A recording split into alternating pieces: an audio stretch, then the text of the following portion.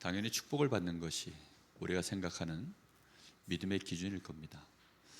그런데 실제로 초대교회를 보면, 그리고 교회사를 보면 하나님이 원하시는 이 믿음을 가진 자들은 예외 없이 항상 핍박을 받는 일이 계속되어졌습니다. 사도행전 오늘 14장 1절에서 7절이죠. 어느 정도까지입니까? 심지어 유대인들이 이방인들을 선동하여서 두 사도에게 돌을 던져 치도록까지, 사람에게 돌을 집어서 던진다는 것, 어린아이 때는 철이 없어서 개구리 엉덩이에 바람 넣고 이렇게도 하는데, 그건 철없을 때 하는 짓이고, 나이 먹고서 돌을 들어 누구한테 던진다? 그거는 일반적인 사람은 하기 힘든 행동이죠. 그걸 어떻게 그렇게 합니까? 그런데 그런 일들이 지금 두 사도를 향하여 그런 폭력성이 드러날 만큼 이런 일이 벌어졌습니다. 물론 이 배후에는 사단의 권세가 있고 반드시 이 복음을 막고자 하는 세력들이 있는 거죠. 그런데 우리가 조금 생각해 보면 그럴 수밖에 없다라는 인간적인 이유도 우리가 좀 생각이 되어집니다. 왜 유대인들이 그토록 두 사도가 이 복음을 전했을 때 거기에 분노했을까요? 유대인들은 일반적으로 오늘 오전에 메시지 속에서 나왔던 인물인 펠라기우스가 쪽에 가까운 사람들입니다. 그러니까 이 사람들은 굉장히 노력하는 사람들이죠. 자기의 삶을 의롭게 하려고, 그리고 율법 앞에서는 범죄하지 않고 율법의 의로는 흠이 없도록 자기 자신을 얼마나 수고하고 노력해서 지켜냈겠습니까? 그런데 이 주신 복음은 뭐라고 얘기합니까? 그게 오히려 외식이라는 것입니다. 그것 때문에 오히려 십자가의 도에 반대의 자리에 선다라고 얘기합니다. 심지어 그들은 그리스도를 십자가에 못 박혀버리는 주범들이죠. 이렇게 되어지니까 자기들이 했었던 이 많은 선한 일들, 자기들이 생각할 때는 굉장히 의로운 일들, 그게 전부 뭐가 되어버린 거죠? 하나님 보실 때에는 오히려 그게 나쁜 짓이 돼버린 거예요. 이제 그렇게 이 사람들 귀에는 들리니까, 그게 그렇게 해석이 돼서 그렇게 들려지니까, 이제 실제로는 그렇게 말한 게 아니거든요. 근데 그렇게 들려지니까 이제 그 마음속에 그 분함과 그 그 자존심 그 상한, 너무너무 이제 화가 나는 거죠. 이성을 잃어버릴 만큼. 그 정도까지 이제 되어진 겁니다. 그런데 실제로 그러면 우리에게 주시는 이 복음은 무엇을 말합니까? 너희가 잘못됐고 너희는 안 된다. 너희는 근본적으로 너희에게서 뭔가가 하나님의 은혜, 구원, 축복, 만남, 이런 게 되어질 수 없는 상태라는 것을 지금 계속 말하고 있는데, 그들이 가장 그걸 귀하게 여기는 것이 율법이다 보니 율법으로 안 된다는 것을 말하고 있는 것인데, 그게 마치 부정적인 것이고 그걸로는 오히려 하나님 편의 반대편에서는 이제 그런 것처럼 말을 하니까 이게 신속모독으로 자기들에게는 들려지는 거죠. 그러니까 이제 거기에서 거품을 물고 그렇게까지 하는 것입니다. 교회사의 이 일은 계속 반복되어집니다. 왜냐하면 이 펠라기우스 쪽에 있는 인물들, 이 유대인들 쪽에 있는 인물들은 어쨌든 삶을 굉장히 올바르게 진행해 나갑니다. 그러니 육신적으로 성공을 하겠죠.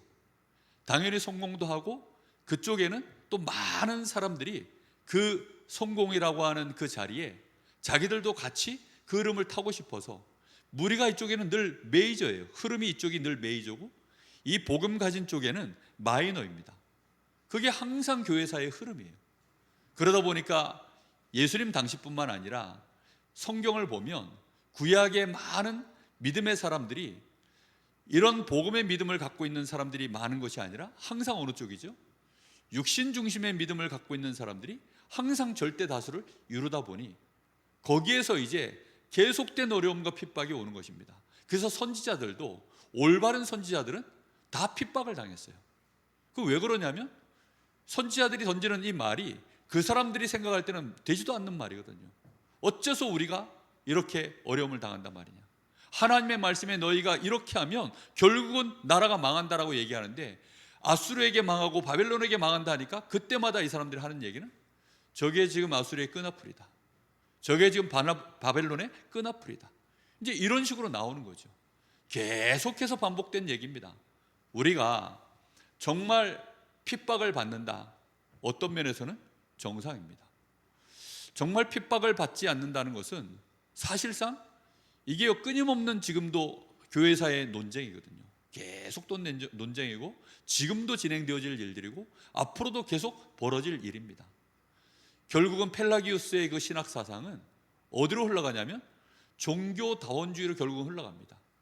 그리고 뿐만 아니라 펠라기우스와 같은 그런 인간편에서 뭔가 그래도 자기 자신을 유지해내는, 내가 하나님의 구원을 받고 내가 하나님의 축복을 받는 것이 인간편에서 그래도 뭔가가 있다라고 주장을 하면 결국은 그 믿음은 시간 지나면 어떻게 되죠? 신앙을 포기하게 만듭니다. 왜입니까? 내가 가지고 있는 기준만큼 이상의 내 앞에 있는 예를 들어 목회자가 훌륭해야 되는데 훌륭하지 않으면 어떻게 되죠? 시험이 오는 거죠. 왜 안 훌륭하냐? 그럼 거기에 대해서 나도 모르게 말할 수밖에 없는 거예요. 말하게 되어지면 그 말은 틀린 말입니까? 맞는 말이죠. 공감이 되어지잖아요. 아니, 똑바로 해라, 열심히 해라, 최선을 다해라, 이렇게 하는 게 더 좋은 것이고 저렇게 하는 게 더 좋은 것입니다 라고 계속 얘기를 하기 때문에 그게요 절대 틀린 말이 아닙니다. 그런데 문제는 뭐죠? 그 속에 하나님의 은혜로만 우리는 구원받았고 그래서 우리가 그 은혜 속에서 갑니다. 그렇지만 우리가 그 은혜에 우리가 정말 조금이라도 오늘 오전 말씀과도 같이 우리가 서로의 짐을 진다? 이것은요 말씀에도 이 은혜, 믿음 떼고 해도 맞는 말이고 은혜 속에서 얘기해도 맞는 말이에요. 근데 이 은혜가 약해지면 결국은 어느 쪽에 중점이 생기냐면 왜 서로의 짐을 안 지냐 쪽으로 중점이 가요. 네가 네 일을 감당해야지 왜 안 하냐, 이제 이렇게 되어집니다. 그러면 내가 그걸 감당할 만한 상황이면 감당을 하겠죠. 근데 감당을 못할 상황이면 어떻게 되죠? 그때는 이제 무거워지기 시작합니다. 그 무거워진 것을 그러면 또 상대방이 눈치채도록 하기에는 내가 자존심이 상하죠. 그럼 어떻게 합니까? 안 무거운 척을 해야 돼요. 그럼 어느 날인가는 점점 본인은 버거워지고 무거워지고 종교의 짐이라는 것이 나를 짓누르기 시작할 때에는 나중에는 이제 하나님은 안 보입니다. 하나님은 안 보이고 그저 이 상황과 이 관계만 이제 나에게는 가장 큰 비중을 차지하는 거죠. 결국은 어떻게 됩니까? 조용히 어느 날 기회가 되어지면 이제 신앙을 포기했다기보다는 내 자리를 포기하고 교회를 이동하고 떠나가고 나중 가면 아예 믿음이 그 다음 세대에는 아예 전달되지 않는 이제 이런 흐름으로 결국은 가버립니다. 그러다 보니까 사실상 교회는 어려워지고 문을 닫고 올바르게 이 복음이 들어가면 끊임없이 이 복음의 역사는 하나님이 진행해 나가시기 때문에 그리고 정말로 하나님 앞에 가난한 심령으로 나는 죄인입니다. 나는 불가능한 존재입니다. 나는 그 어떤 하나님 앞에 대단한 일을 내가 헌신하고 수고했어도 한 것이 없습니다. 오직 하나님의 은혜로 나는 이 자리에 있습니다. 그렇게 고백한 인물들은 절대로 믿음이 흔들리지 않습니다. 그리고 그 믿음에는 하나님의 역사가 계속 되어지기 때문에 하나님의 위로가 있고 하나님의 함께 하심이 있고 실제로 말씀이 그대로 성취되어지는 것으로 눈에 확연히 보여지기 때문에 똑같은 성경을 봐도요 자기의 기조를 가지고 다 보여지거든요. 자기의 믿음의 색깔 가지고 다 성경이 보여집니다. 그럼 강조점이 다 다르게 보여져요. 정말 저는 이 신약 성경이요 이런 말씀인 거를 중고등학교 때는 상상해 본 적이 없어요. 그나마 대학 가서는 성경을 놨거든요. 군대 가서는 아예 볼 새도 없었고 그러다가 이제 중간에 시험이 들어가지고 더 이상은 안 되겠다. 그래서 이제 저도 제 열심으로 교회를 다니던 것들을 포기를 하려고 그랬어요. 하나님은 나를 안 사랑하시고 혼자 착각하고서 그러고서 이제 놔버리려고 그랬는데 어느 날 하나님의 은혜로 이 복음을 진짜 알게 된 거죠. 그때로부터 제 인생은 사실상 달라졌습니다. 제가 믿는 하나님, 저를 구원하신 하나님, 우리에게 주신 이 은혜로 말미암아 나는 연약하고 수준이 안 되지만 하나님이 나를 통하여서 축복하시고 계획하신 것들 반드시 이루실 것이다. 거기에 대한 믿음이 날이 갈수록 커지고 있습니다. 분명히 우리가 왜 핍박을 받습니까? 오늘 우리가 이 핍박의 이유가 우리 눈에 밝히 보여야 됩니다. 우리는 핍박을 받아야만 된다라는 것이 아닙니다. 핍박을 받을 수밖에 없는 우리에게는 그 여건이 늘 있다는 것입니다. 그 당연성이 우리의 눈에 보여야 돼요. 그게 바로 창세기 3장, 6장, 11장의 이 배경 때문입니다. 창세기 3장이라는 게 뭡니까? 창세기 3장이라는 것은요, 나 중심으로 하나님의 말씀을 해석한 거예요. 내가 생각할 때 하나님의 말씀에는 정령 죽으리라. 근데 그 정령 죽으리라고 하는 그 말씀의 비밀이 하나님께 다 있다는 사실을 모른 거예요. 생명이 나에게 있지 않고 하나님께 있다는 사실. 오늘 우리가 96장 찬양을 했죠. 이 96장 이거 찬양을 하는데요, 제가요, 야, 이거 명곡이다 싶은 거예요. 이 가사 한번 보십시오. 예수님은 누구신가? 우는 자의 위로와 없는 자의 풍성이며. 우는 자에게 예수님 자체가 뭐라고요? 위로고, 없는 자에게 예수님 자체가 풍성이고, 천한 자의 높음이 되고, 천한 자가 막 높아지도록 그가 노력해서 높음이 될 수 있도록 우리 주님이 힘을 주는 것이 아니라 그냥 이 사람이 예수님 때문에 그냥 높아진 거예요. 그가 풍성해진 겁니다. 그가 귀한 자가 된 것입니다. 잡힌 자의 노임이 되고 우리 기쁨 대신에 약한 자의 강함, 눈먼 자의 빛, 병든 자의 고침, 죽은 자의 부활, 우리의 생명, 또 추한 자의 정함, 죽을 자의 생명, 죄인들의 중보, 멸망자의 구원, 우리의 평화, 온 교회의 머리, 온 세상의 구주, 모든 왕의 왕이요 심판하실 주님, 우리의 영광 되시네. 우리에게 있지 않아요. 전부 누구께 있습니까? 우리 주님께 있는 거예요. 저는 예전에 이 복음 정확하게 모를 때는 이 찬양이 막 하나님이 우리를 막 뭔가를 우리를 깨우쳐서 우리를 막 바꾸어서 우리라는 존재 자체가 막 이렇게 칭송받고 높아질 만한 그런 존재로 하나님이 우리를 완벽하게 그렇게 막 변화시켜가는 그런 생각을 했어요. 그게 펠라기우스 사상입니다. 그게 무서운 거예요. 하나님이 우리에게 응답을 하셔서 그렇게 하신다, 맞아요. 그런데 그것이 우리 편에서 뭔가가 보태져 가지고 진행되어진다? 그게 아니라는 겁니다. 그냥 이미 우리를 하나님이 재창조하셔서 우리를 정하게 만들고 이미 하나님의 자녀로 세워놓고 우리를 부유케 하시고 우리에게 위로가 되시고 그렇게 되어진 상태에서 주님과 동행할 때 그것이 나의 것임을 확인하는 것이요, 이게 복음입니다. 그런데 창세기 3장 사건은 당장 여기서 착각이 일어난 거예요. 이걸 먹으면 너희가 하나님처럼 지혜롭게 되어 눈이 밝아질 줄 알고 하나님이 먹지 말게 하셨다. 뭔가를 우리가 함으로 해서 바뀌어지는 그렇게 착각이 되어지는 것이요, 이게 창세기 3장 사건입니다. 근데 그 이후에 사람들에게는 계속 그게 기준이에요. 그러다 보니까 점점 모든 흐름은 어디로 가죠? 육신의 중심으로. 하나님의 아들들이 사람의 딸들의 아름다움을 보고 결국은 육신 중심으로 모든 것들을 선택해서 가는데 그 배경 속에는 결국은 네피림이라고 하는 흑암 권세가 땅을 덮는 거죠. 사람들은 점점 발전해가고 뭔가 잘 되는 것처럼 보였는데 땅에는 죄악이 가득하고 사람들의 계획이 항상 악할 뿐이고 하나님이 사람 지으셨음을 한탄할 수밖에 없는 그런 세상 속에서 노아가 거기서 방주를 짓는데 이해할 사람이 있습니까? 아무도 없지요. 다 손가락질하고 안 된다고 하는 거죠. 바벨탑 사건 보십시오. 결국은 대를 쌓아 어디까지 그 이름을 내자는 겁니까? 하늘에까지 닿게 해보자.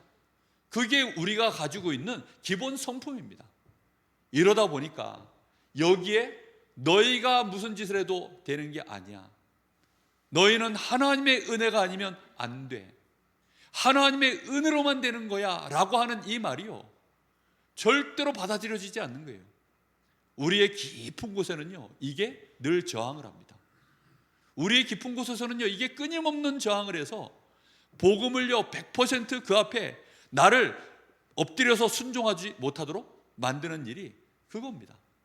그런데 유대인들은 아예 대놓고 율법 중심으로 모든 걸 유대인이라고 하는 배타적인 선민 사상을 갖고 그렇게 나가고 있었기 때문에 여기에 어느 날 저 목수 아들, 더군다나 저 갈릴리 출신, 아무 보잘것없고 배경 없는 이 예수가 와서 이렇게 하나님의 복음에 이 말씀에 이 말씀들을 증언해 나가기 시작하니까 도무지 납득이 안 되는 거죠.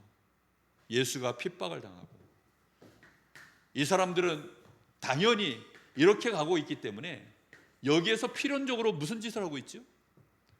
전부 우상으로 만들어 버립니다. 하나님도 우상으로 만들고 하나님의 말씀도 우상으로 만들고 자기들이 받는 응답도 우상으로 만들고 자기 자신을 또 우상화시키고 전부 우상으로 만드는 거죠.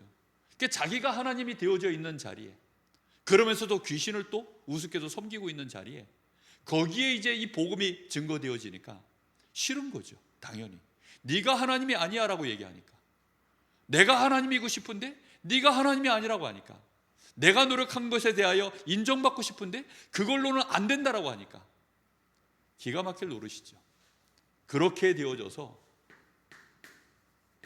결국은 이들은 하나님의 앞에서 이 복음을 받아들일 수 없는 올무 속에 완전히 묶여있는 상태입니다.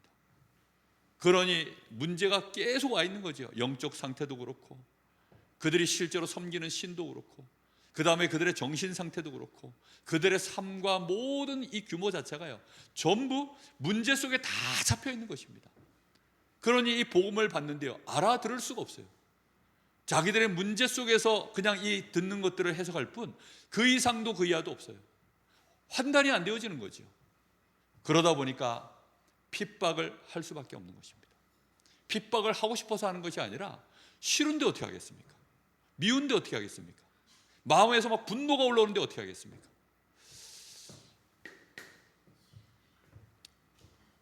이런 상황에 역에다 대고 이제 기름에다가 불을 던지는 격이죠. 여기에 복음이 증거되어지니까 하나님의 생명 주실 자, 복음을 받을 자들은 그래도 괜찮습니다. 그런데 오늘 여기 말씀과도 같이 순종하지 아니하는, 2절에 그러나 순종하지 아니하는 유대인들이 이방인들의 마음을 선동하여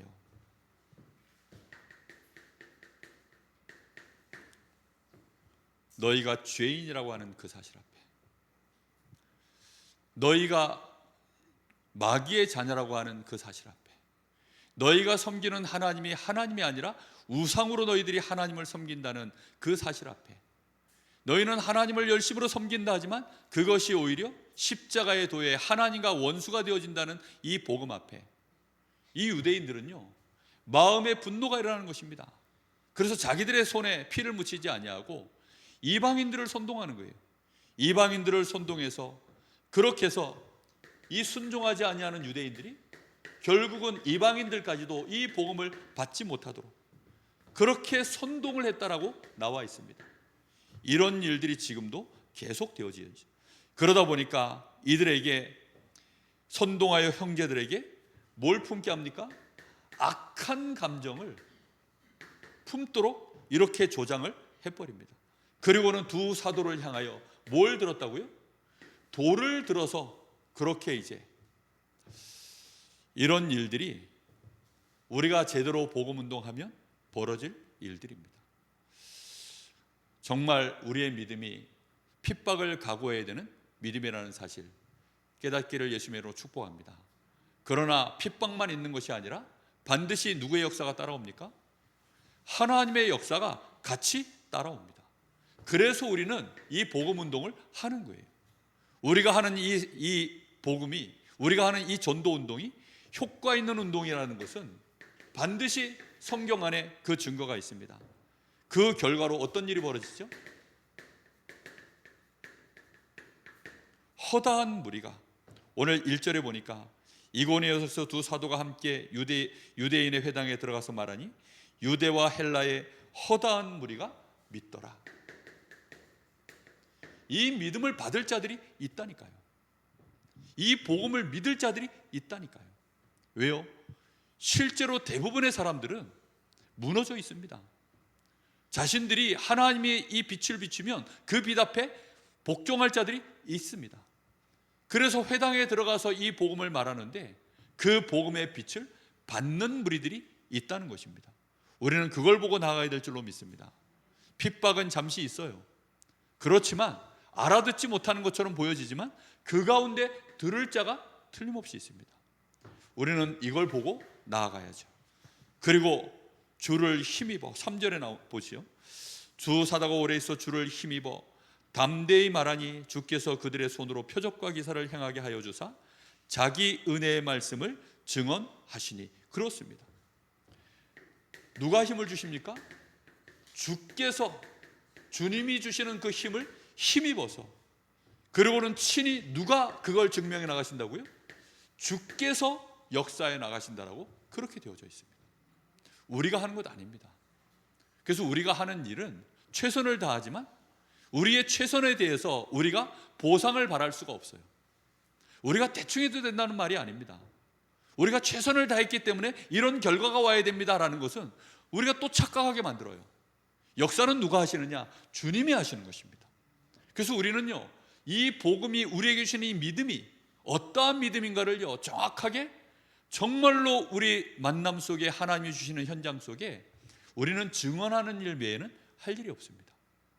우리가 이것을 증언하는 것은요 수고입니까? 아니면 감사입니까? 감사죠. 너무 좋아서 자랑하는 것이죠. 우리는 말하지 않을 수 없어서 말하는 것이죠. 우리는 입이 근질근질해서 어쩔 수 없이 말을 하는 거죠. 정말 조금만 억울한 일만 당해도요 우리는 그 억울함이 입 밖으로 계속 나옵니다. 아니 어째서 비가 계속 왔냐? 너무 오랜만에 갔는데 그렇게 비가 와가지고 고향 땅을 보고 왔는데 보지도 못하고 너무 억울해가지고 계속 말씀하시는 거예요. 그걸 들으면서 그렇죠. 그리고 조금 이제 또 좋았던 일 있으면 그게 좋아가지고 또 막 말하죠. 우리에게 주시는 이 은혜는 끊임없이 계속되어지는 하나님의 은혜인 줄 믿습니다. 우리가 이 믿음을 갖고 있으면요 일단 우리 자신이 살아나요. 그리고 이 복음을요 말하지 않을 수가 없습니다. 우리는 나의 연약함 알지요. 우리는 나의 부족함 압니다. 우리가 잘할 때도 있지만 못할 때도 많잖아요. 안 들킬 뿐이지 정말 우리는 교육을 많이 받으면 받을수록 안 들키는 법을 배웁니다. 그렇기 때문에 잘 감추죠. 그렇기 때문에 우리가요 스스로 속이지만 않는다면 우리가 하나님 앞에 조금만 우리를 세우면 안 무너집니다. 왜요? 이 믿음이 그런 것이거든요. 저는 시간이 갈수록 느껴지는 게 있습니다. 정말 사람들이 과연 다 완벽하게 이겨낼 수 있는 사람이 있을까? 만약에 말씀대로라면 그렇지 않거든요. 누구도 예외 없이 다 무너집니다. 결국은 안 무너질 자가 없어요. 이미 무너졌는데 감춘 사람도 있을 것이고 또 잘 감췄는데 들킨 사람도 있을 것이고 뭐 그렇지 않겠습니까? 그런데 어느 날 누군가가 뭘 크게 해먹은 거예요. 근데 알고 봤더니 그걸 해먹은 인간이 속으로는 부러운데 우리는 이제 해먹을 기회를 놓쳤고 이 인간은 해먹었는데 이게 공공의 적인 거죠. 그러니 우리가 할 수 있는 자리는 하나밖에 안 남았어요. 뭐죠? 이쪽에서 그 인간 욕하는 거죠. 저는 그런 생각도 요즘 해봐요. 그러게 말이야. 나에게 만약에 해먹을 기회가 있었다면 나는 해먹었을까 안 해먹었을까? 그런 생각들을 해본다니까요. 당연히 안 해먹어야 되는데 제 속에 뭐가 들어있는지 저도 몰라요. 그때 가봐야 알지. 저도 몰라요. 알 수가 없어요. 그거 다 아셔요? 우리는 장담을 하죠. 어렸을 때는 내 손에 장을 지진다. 장 지질 일을 몇 번이나 겪습니까? 내 자식은 안 그럴 거야. 내 자식이 앞장서던데요. 나는 안 그럴 거야. 나부터 그렇게 어느 날 자빠져 있던데요. 그런 일이 우리에게는 계속 벌어져요, 사실은. 그런데 그게 하나님의 은혜로 우리가 그래도 조금 내가 너무 무너지면 스스로 자빠져 버리니까 하나님이 우리를 보호하셔서 이렇게 가고 있다는 사실을 우리가 자꾸 놓치는 거죠. 근데 유대인들은요, 얼마나 이게 겹겹이 이게 완전히 잡혀 있는지, 이게 체질돼 가지고 자기도 모르는 분노가 끌어오르는 것입니다. 그래서는 이 복음이 증언되어지니까 여기에 뭐 필사적인 것이죠. 정말 저거는 이 뭐랍니까? 이 전염병과도 같은 것이다. 유대인들이 받을 수 없는 이 복음을, 유대인들이 받을 수 없는 믿음을, 말씀을, 이걸 전하는 저 전염병과도 같은 존재들이다. 그렇게까지 막 코로나 취급을 하는 거죠. 그러니 어떻게 이 복음이 증언될 수 있겠습니까? 그럼에도 불구하고 이 복음이 계속해서 뻗어나가는 것은 누가 역사하기 때문입니까? 주께서 힘을 주시고 주께서 친히 역사에 나가시기 때문입니다. 그리고 이 일을 통하여 문이 막히는 것처럼 보여지지만 하나님은 이 일을 통하여 특히 여기 6절에 그들이 알고 도망하여, 도망가는 것이 그러면 믿음이 약한 겁니까? 아니죠. 도망갈 때는 도망가야 됩니다. 이거 잡혀서 죽으면 안 되잖아요. 도망가야죠. 정말 도망간 것 때문에 또 우리가 도망갔구나 낙심하고 그럴 얘기가 아닙니다. 이 상황 속에서 도망을 갔는데 루가오니아와 두 성, 거기에 중요한 성 하나가 나옵니다. 루스드라와 더베와 그 근방으로 가서, 특히 여기 루스드라, 여기 출신인 중요한 인물이 한 명 있죠. 바로 디모데가 이 성 출신입니다. 그래서 여기에서 바울 사도가 디모데를 만나서 한 시대를 바통을 넘길 수 있는 그런 영적으로 낳은 내 아들아, 디모데 전후서에 그 서신서를 받는 주역이 되어지는 그 당사자인 디모데, 바울 사도 이후에 그 사역을 계속 감당해 나갔던 그 인물, 이 귀중한 인물을요 여기서 하나님이 만나게 하셨습니다. 우리는 그래서 우리의 마음에 결론을 갖고 있어야 됩니다. 정말 한 푼도 남김없이, 한 줌도 남김없이 싹싹 다 끌어서, 그게 모든이거든요. 이 모든 영광 누구께 가야 됩니까? 정말 하나님께. 이게 참 어렵습니다. 그러니까 우리는 무대가 만들어지면 그 무대에서 하나님이 드러나도록, 하나님께 영광이 되도록, 그게 참 쉽지가 않아요. 그게 체질적으로 우리가 어려운데, 우리가 혹시 응답받으면 우리가 뭘 어떻게 좀 했기 때문에 응답받았다라고 우리는 사람들을 납득시켜야 되니까, 그래서 내가 이렇게 기도를 했더니, 내가 이렇게 헌신을 했더니, 내가 뭘 어떻게 했더니, 우리는 자꾸 이제 그런 것으로 뭔가를 얘기를 합니다. 그러면 결국 내가 어떻게 했더니가 누구의 영광이 되어지죠? 그러니 우리는 펠라기우스파 이런 건 아닌데, 우리는 막 이상하게 오직 믿음 이거 부정하는 거 아닌데, 우리 나름대로는 그래도 맞아, 오직 복음이야, 오직 믿음이야 이렇게 하고 있는데 우리도 모르게 그게 묻어나가는 거예요. 나라고 하는 게, 내 편에서의 뭔가가 자꾸 묻어나가는 것입니다. 하나님이 우리에게 응답받고 영광을 받을 수 있는 그 여정을 합력하여 이루어 오신 것, 내가 불순종 가운데 있음에도 불구하고 하나님이 나를 가두어 두셔서 긍휼을 받도록 만들어 주신 것, 그 모든 여정들을요 우리가 날이 갈수록 이제 보게 되는 것이죠. 그 속에서 모든 영광을 하나님께, 그리고 이 속에서 우리는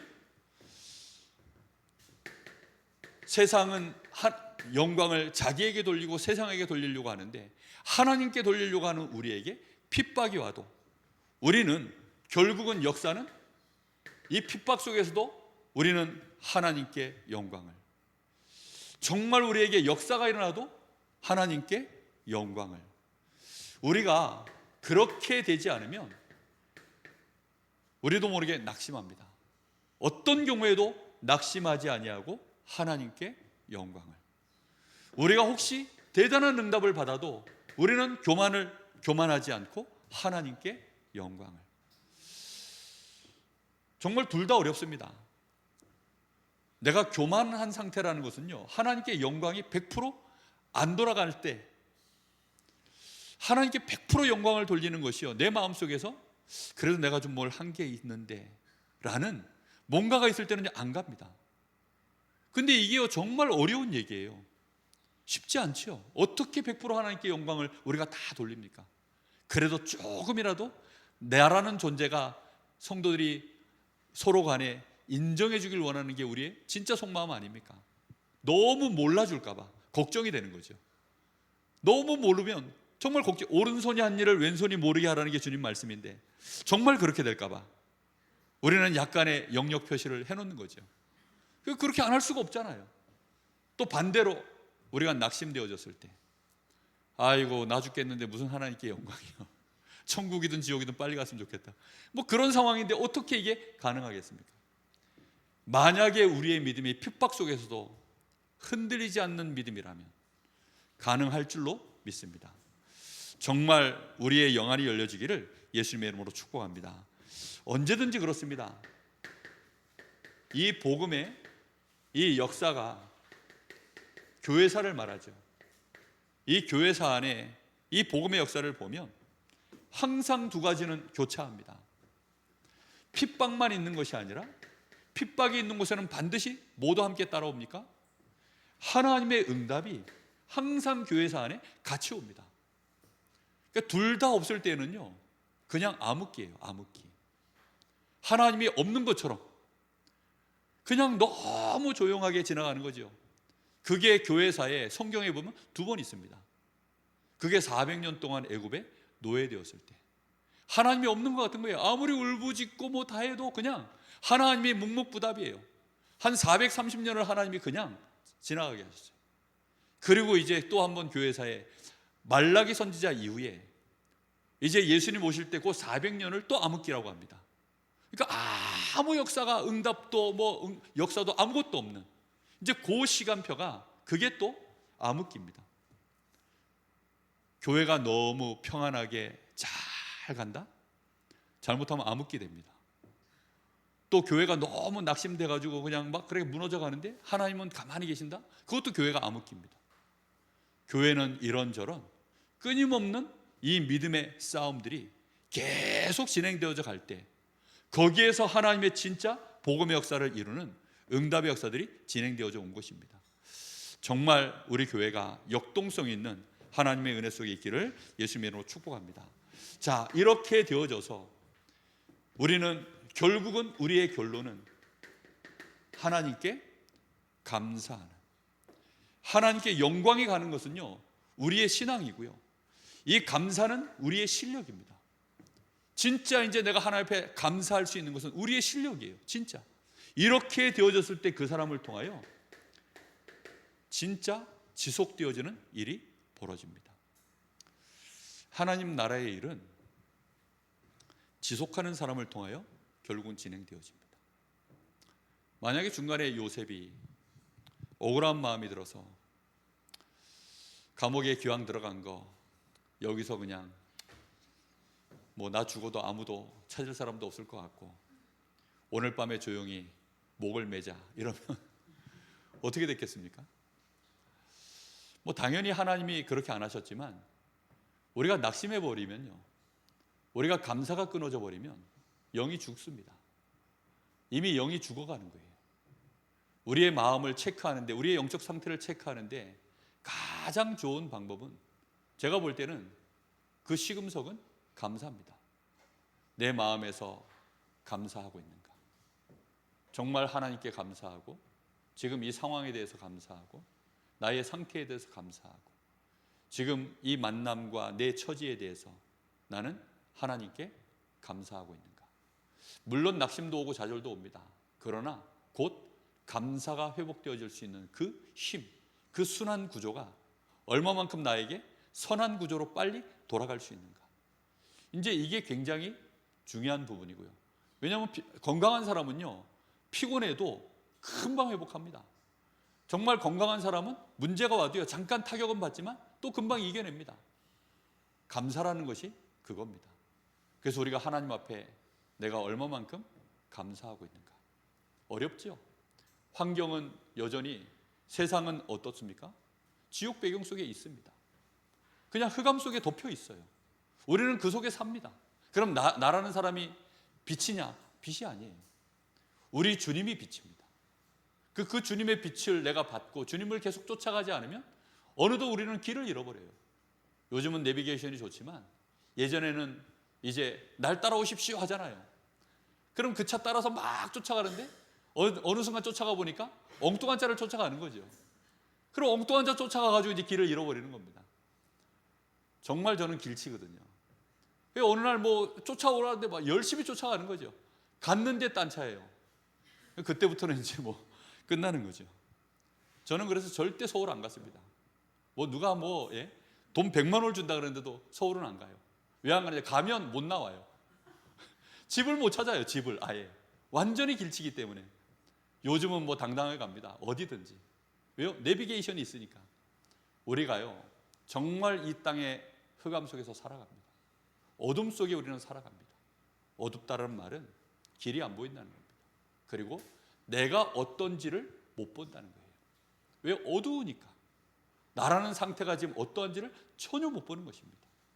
하나님의 말씀이 길이요, 하나님의 말씀이 빛이라고 시편 기자는 고백합니다. 우리 주님이 직접 말씀하시기를 내가 세상의 빛이다. 내가 곧 길이요 진리요 생명이다. 나로 말미암은 그런 아버지께로 올 자가 없느니라 라고 늘 그 말씀만 하고 계십니다. 우리가 감사할 수 있는 것, 하나님 앞에 정말 오직 복음으로 우리의 믿음이 그렇게 되어진다면 승리하게 될 줄로 믿습니다. 핍박받는 것은 지나가는 일이지만 응답이 없는 것은 견디기 힘든 일입니다. 하나님 앞에 내가 응답받지 못하고 하나님이 나와 함께 하시는 것에 대한 그 감사가 내 마음속에 나올 만큼 이게 안 되어지는 우리의 삶은요, 정말 어려운 삶입니다. 은혜 받으시기 바랍니다. 꼭 은혜 받으시고 힘 얻으시고 응답받는 증인들 다 되시기를 예수님의 이름으로 축복합니다. 우리 같이 합심해서 기도하겠습니다.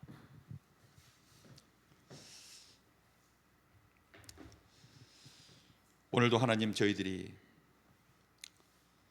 하루 종일 예배를 드리면서 말씀을 받습니다. 우리가 새벽에 주신 말씀이 우리 주님만이 이 땅의 빛입니다. 우리는 그 빛을 하나님의 은혜로 받았고 깨달은 자들이 되었습니다. 우리는 이제 그리스도로 말미암아 우리는 연합되어진 주님의 몸된 지체가 되었습니다. 우리가 하나님 혼자서 온전해질 수 없다는 사실 꼭 깨닫게 하시고 우리가 서로 보호자가 되어지며 그 일을 위하여 하나님, 저희들이 서로의 짐을 질 수 있는 그런 힘을, 그런 믿음을, 그런 은혜를 저희들에게 부어 주시옵소서. 우리가 이 믿음 가지고 세상 앞에 서면 우리의 믿음은 조롱받기 십상이고 핍박받을 수밖에 없는 믿음입니다.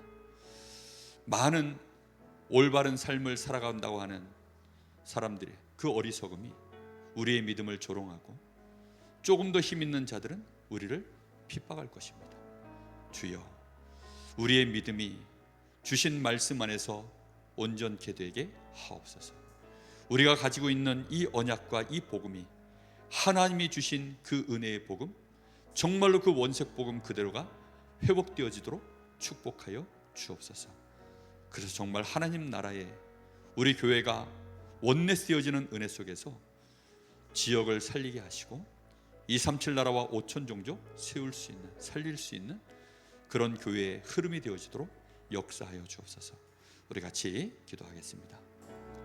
하나님, 은혜를 참으로 감사를 드립니다. 오늘도 우리에게 주시는 이 말씀으로 말미암아 저희들이 하나님 은혜에 온전히 감사하고 우리의 신앙이 사람들이 이해할 수도 없고 사람들이 받아들일 수 없는 믿음이라는 것을 하나님, 저희들이 깨닫습니다. 우리가 받은 이 복음, 이 은혜의 복음, 그 은혜로 말미암아 우리에게 주신 이 믿음이 세상에서 만들어진 믿음이 아니라 하나님이 은혜로 선물로 우리에게 주신 믿음이라는 이 놀라운 비밀을 알게 하시고 이 믿음을 소유한 우리가 정말 하나님 보시기에 얼마나 소중한 자들인지 하나님 저희들이 발견케 하여 주옵소서. 하나님은 이 믿음을 가진 자들을 통하여 지금까지 일하셨고 교회를 세우셨고 하나님의 영광을 받으신 것을 압니다. 주여, 우리의 믿음이 이제는 오직 하나님께만 영광이 되어지게 하여 주옵시고 이 복음의 역사를 이루는 일에 온 교회가 하나님 원내스 되어져서 지체의 역할을 감당해 나갈 수 있도록 하나님이 축복하여 주시기를 간절히 소원합니다. 교회와 교회를 연합케 하시고 또 모든 성도들을 그리스도의 지체로 연합케 하신 하나님, 교회의 머리가 되신 주님께서 마음껏 역사하여 주옵시고 세상과 부딪혀 나갈 때 하나님 핍박을 두려워하지 않게 하여 주옵시고 하나님 사람들의 조롱과 비난을 하나님 저희들이 두려워하지 않게 하여 주옵시고 우리의 믿음이 순전하여져서 더욱더 그리스도 안에서 믿음의 형제들을 섬기며 사랑하며 귀하게 여기며 심지어는 보호자의 역할을 감당할 수 있을 만큼 저희들에게 은혜를 더하시기를 간절히 원합니다. 우리의 신앙이 항상 힘든 싸움을 할지라도 우리의 속에는 감사함의 빛이 사라지지 아니하도록 하나님 우리에게 더욱더 감사할 수밖에 없는 이유가 그리스도 안에서 날마다 확인되어지게 하시고 내가 받은 이 놀라운 구원의 은혜와 하나님이 주시는 그 놀라운 축복 속에서 날마다 확인해 나갈 수 있도록 역사하시기를 원합니다. 그래서 하나님, 좌절하고 낙심하고 우리도 모르게 넘어져 있을 그때에도 하나님 우리가 일어설 수밖에 없고 우리의 위치에서 우리의 삶 속에서 하나님이 우리에게 맡겨주신 이 사명을 우리가 감당하기에 우리가 연약하고 부족하지만 지속되어질 수밖에 없는 그 이유가 하나님 오직 그리스도 안에서 주시는 그 놀라운 은혜로 우리의 감사가 능력임을 알게 하시기를 원합니다. 그 감사 안에 우리의 믿음이 들어있고 그 감사 안에는 우리의 소망과 우리의 사랑이 함께 충만하게 부어져 있음을 고백합니다. 주여, 그 은혜 속에서 오늘도 저희들이 예배를 드립니다. 우리의 현장으로 나아갑니다. 주님, 우리의 24시가 주님께 영광이요 주님의 나라를 이루는 일이요 우리의 삶이 하나님 앞에 진정으로 감사하는 그 여정이 되어지도록 인도하여 주시옵소서. 주님 감사합니다. 하나님 은혜를 참으로 감사를 드립니다. 오늘도 저희들이 예배하며 주의 말씀을 받으며 하나님의 은혜가 무엇인지 알게 하시고 우리가 가지고 있는 믿음이 어떠해야 함을 알게 하시며 우리의 삶에 하나님의 역사가 어떻게 인도해 가시는지를 말씀을 통하여 확인케 하시니 감사를 드립니다. 이제 우리의 신앙이 그리스도 안에서 연합되어져 하나님 특별히 이번 주간에 노회와 특별히 우리 축의 대신방이 진행되어집니다. 하나님, 신방을 받는 구역만이 아니라 모든 기관과 모든 성도들 하나님 이 일에 마음을 담게 하여 주옵시고 진정으로 연합되어져서 지역을 복음할 수 있는 능력으로 나올 수 있도록 하나님이 역사하시기를 원합니다. 혹시 그 마음속에 이 믿음의 빛이 약해져 있습니까? 소망과 사랑이 하나님 우리에게 먼 얘기가 되어져 있습니까? 우리의 심령에 먼저 감사가 회복되어지게 하여 주시옵소서. 진정으로 하나님 앞에 감사할 수밖에 없는 이유가 만 가지도 넘는데 우리가 혹시 한 가지, 두 가지, 몇 가지 문제에 걸려 있지 않은지 확인하게 하여 주시옵시고 그리스도로 말미암아 정말로 초월할 수 있는 힘을 저희들에게 부어주시기를 원합니다. 하나님의 역사하심이 정말로 우리의 눈에 주의 손이 함께하고 주의 은혜가 보여지는 그 역사가 우리 교회에 증거되게 하옵소서. 하나님 역사하시고 하나님이 영광받아 주시옵소서. 예수님의 이름으로 감사하며 기도하옵나이다. 아멘.